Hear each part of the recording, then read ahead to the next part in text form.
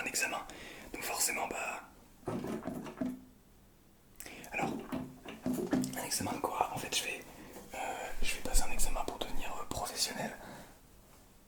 Ouais, musicien professionnel, ouais. Ouais, ça claque, hein. Ça claque. De cet instrument-là. C'est quoi? Alors, c'est un euphonium. Vous savez pas ce que c'est? C'est normal. Peut-être que vous connaissez le tuba. Ouais, le tuba, alors c'est un petit peu comme un tuba, mais globalement un petit peu plus petit. Ouais, voilà. Hein, c'est un tuba, mais en plus petit. De toute façon, vous le voyez. Hein. Voilà. Donc il y a plein de trucs dessus, hein, des pistons. Clac. Mais il y a aussi plein de petites coulisses comme ça. Tac. Donc avec ça, on peut venir récupérer l'eau qu'on vient rejeter avec la salive.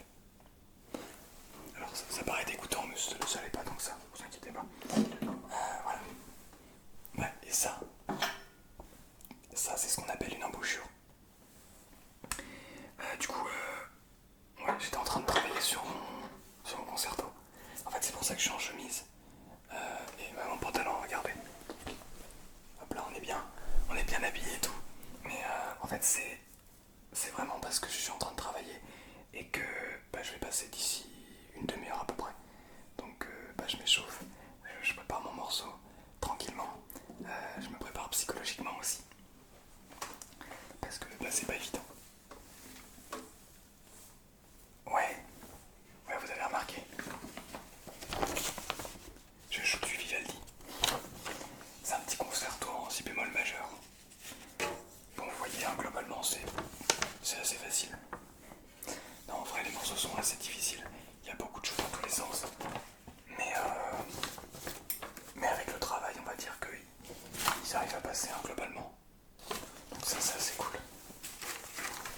Tac. Il y a 3 mouvements pour celui-ci. Donc ça, c'est tout un mouvement. Là, on a un deuxième mouvement qui est un petit peu plus light, un petit peu plus léger, un petit peu plus facile. Et on a un troisième mouvement ici. Tac, tac. Celui-ci est beaucoup plus difficile, plus rapide, avec plus de notes, beaucoup plus de caractère. Ça demande beaucoup plus de précision aussi au niveau des notes, au niveau des rythmes, pour être bien au taquet, bien prêt à venir taper les montres petites notes, pour bien faire sonner tout. Voilà, j'ai un autre morceau, donc celui-ci globalement un petit peu plus facile. Il est donné généralement pour les élèves en troisième cycle à peu près, fin de troisième cycle. Donc ceux qui font de la musique depuis 10 ans à peu près. Ouais, c'est ça. Donc c'est un petit peu plus facile. Moi ça fait 14 ans que je fais de la musique, quand même. Donc bon, ça va, c'est pas très difficile. Il y a une petite étude, ce qui là va vraiment venir chercher la qualité du son avec un jeu musical encore plus important que les autres, puisque techniquement il est beaucoup plus facile. Et donc du coup, voilà, forcément, ça va demander beaucoup moins de travail technique, mais plus de travail d'interprétation pour venir chercher justement cette petite couleur, cette texture au son. Voilà. Ouais, je vous ai pas présenté mon instrument. Alors c'est un euphonium. Donc il y a 4 pistons.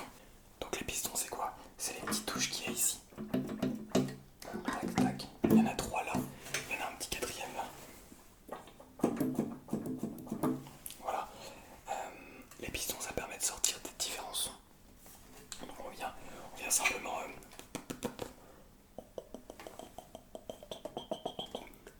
pour venir sortir un son. Et on vient faire ça dans l'instrument. Alors je vais pas le faire fort parce que voilà. On respecte quand même, mais ensuite on appuie sur les pistons pour sortir différentes notes. Pour justement en fait, quand on appuie sur les pistons c'est pas compliqué, mais ça vient raccourcir ou rallonger les tuyaux. Et donc ça vient automatiquement changer la hauteur de la note. Voilà. Donc il y a plein de tuyaux qu'on peut ouvrir, démembrer. C'est un instrument qu'on peut vraiment venir démembrer un petit peu dans tous les sens, sauf le tube principal évidemment qu'on peut pas enlever, sauf si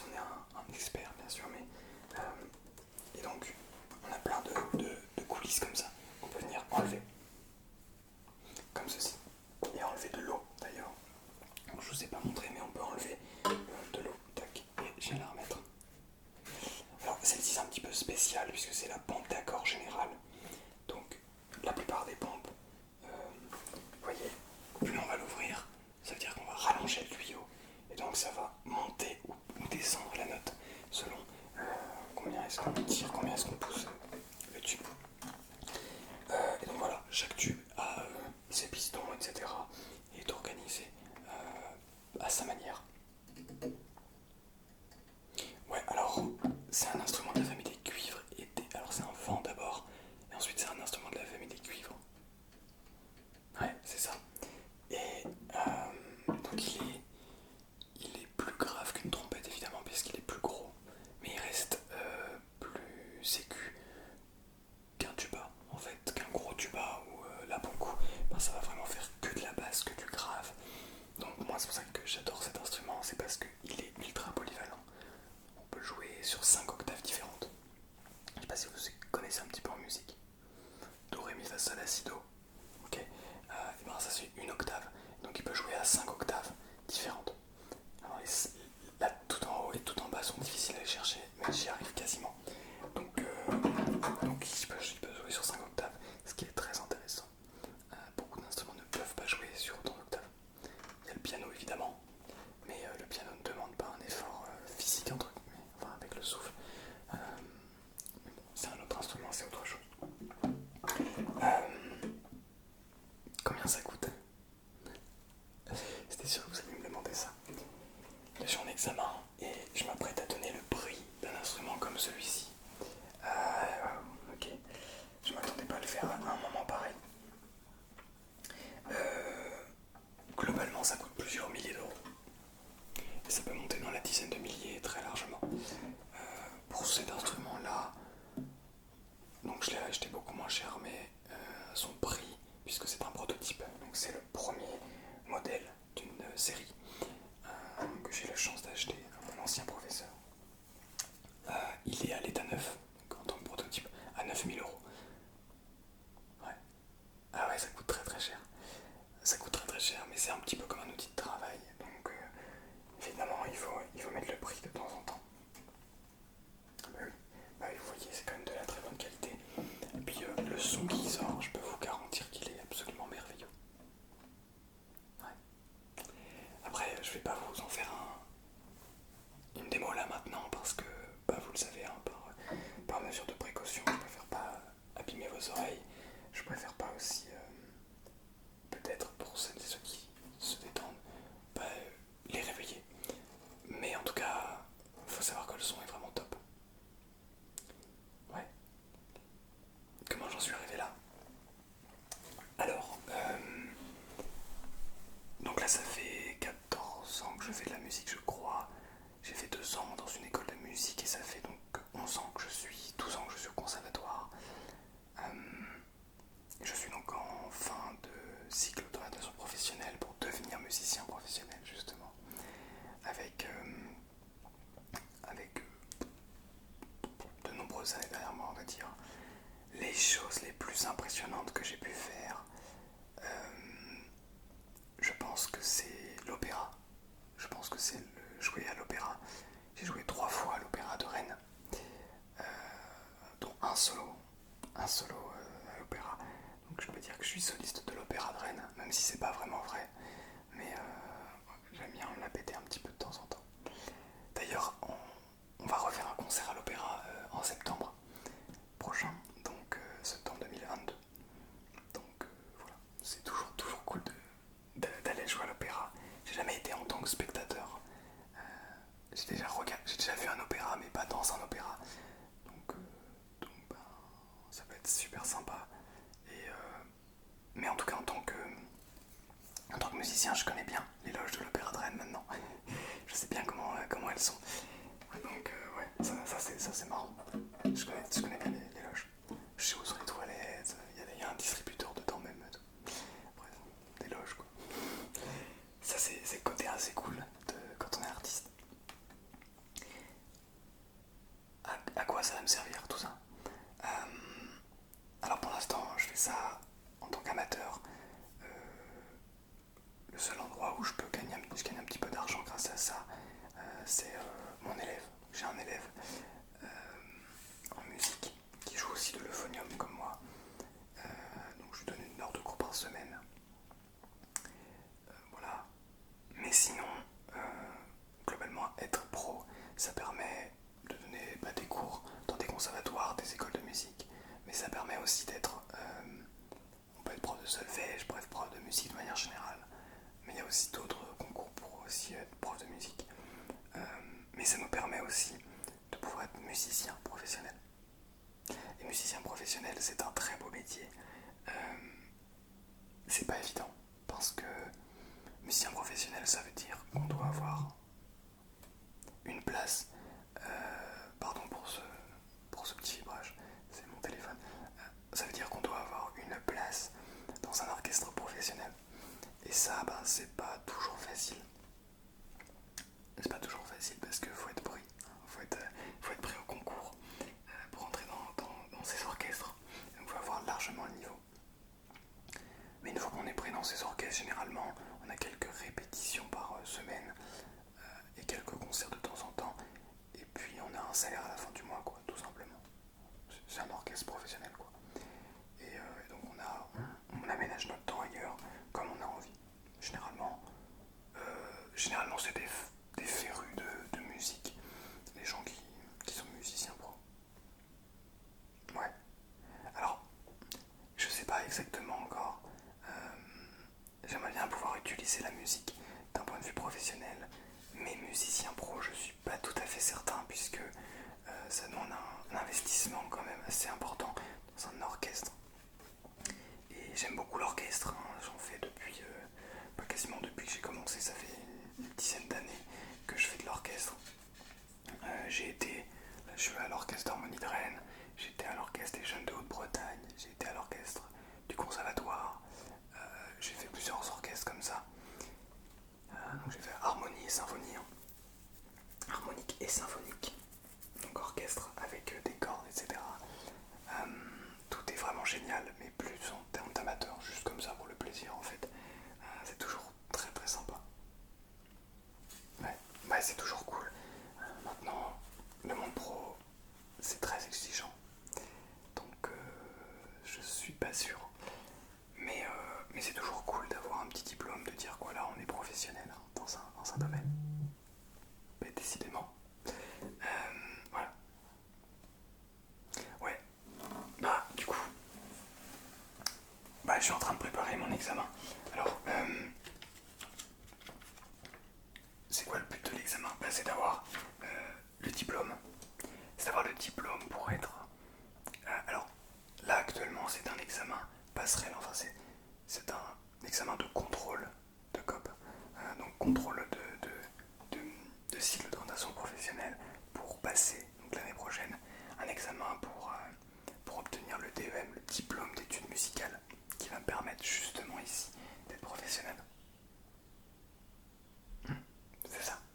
Et donc c'est avec le diplôme d'études musicales qu'on est certifié enfin, au niveau de l'État, on est en règle et on est musicien professionnel, quoi. Donc c'est un diplôme qui est certifié par l'État. Donc c'est plutôt pratique si on a envie après de pouvoir donner des cours, gagner un petit peu d'argent par-ci par-là. On est certifié en tant que musicien pro. Les accessoires, est-ce que j'ai des accessoires? Alors ouais, clac, regardez. Ici, j'ai une petite pochette là qui me permet d'avoir plein de choses. Donc j'ai déjà un crayon, un petit crayon toujours important. Il faut toujours avoir un crayon sur soi pour noter sur les partitions. Tac tac, un petit mouchoir. Enfin un petit mouchoir. C'est pas un mouchoir, c'est un petit tissu pour pouvoir nettoyer l'instrument si besoin. Le mettre aussi, le mettre au niveau de la cuisse pour pouvoir bien maintenir l'instrument et pas le salir. Là j'ai un petit peu d'huile. Donc ça c'est pour les pistons, pour l'huile, les pistons pour que ça coulisse mieux. Clac clac clac clac clac clac. On a encore plus vite sur les doigts. Tac. Qu'est-ce que j'ai d'autre? Alors, j'ai des épagues à linge. Clac. Pourquoi des épagues à linge? Très, très très bonne question ça. Ça peut paraître bizarre. Voilà, je vais faire une lessive et puis épingler un petit peu n'importe où.